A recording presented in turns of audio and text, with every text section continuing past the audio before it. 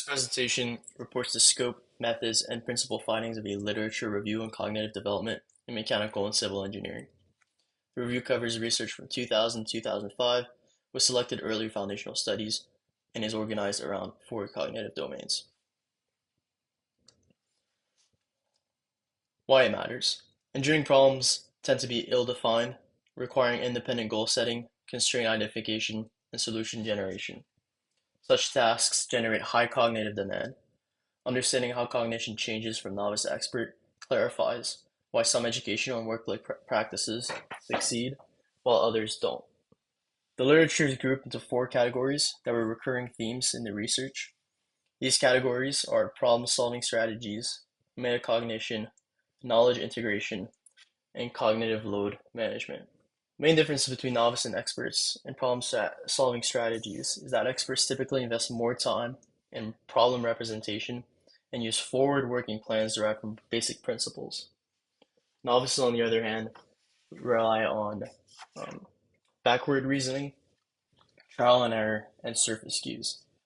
Time on task evidence indicates that experts allocate roughly twice as much initial effort to framing and correspondingly less to later rework.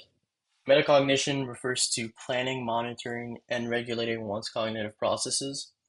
Lawanto's 2010 study followed 168 senior engineering students through semester-long capstone projects. They monitored cognitive self-appraisal and cognitive self-management in students throughout their projects. The main findings here is that students who had higher scores for these metrics performed better in their projects. Interestingly, these scores for self-appraisal and self-management improved throughout their projects, indicating that these are skills that can be learned and improved on. Integrated knowledge links concepts across topics and experiences. Shee's study from 1981 asked experts and novices to sort 24 mechanics problems. Experts grouped 77% of them by deep principles, such as Newton's second law, energy conservation, momentum, while novices only did so for 31% of the problems. The outcome implies that experts possess principle-centered schemas, whereas novices rely on superficial similarity. Instruction that emphasize underlying principles may accelerate schema formation and lead to expertise more quickly. Cognitive load theory separates mental demand into intrinsic load, which is the task complexity, extraneous load, which is presentation induced, and germane load, which is the schema construction. Effective instruction minimizes extraneous load and supports germane load with the learner's capacity. Chase and Simon showed that chess experts recall about 4 times as many pieces as novices when positions reflect the real games, but they showed no advantage with random layouts.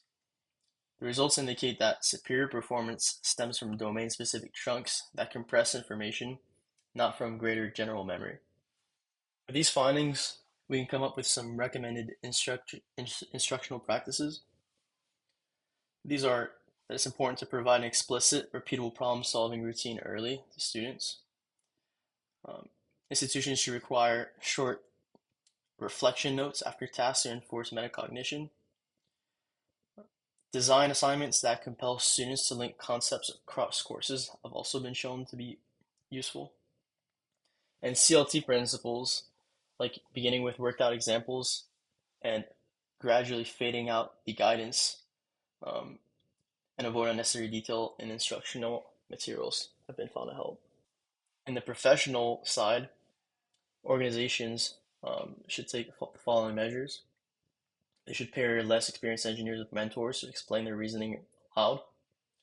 They should construct post-project reviews that examine underlying assumptions and thought processes. They should supply micro-learning modules that enforce core schemas, and use tools to offload routine calculations and other repetitive work. In conclusion, expert engineering performance is characterized by structured planning, metacognitive regulation, principle-centered knowledge networks, and efficient load management. Deliberate curricular scaffolds, workplace mentoring, and longitudinal research can shorten the novice expert trajectory and improve outcomes in mechanical and civil engineering practice.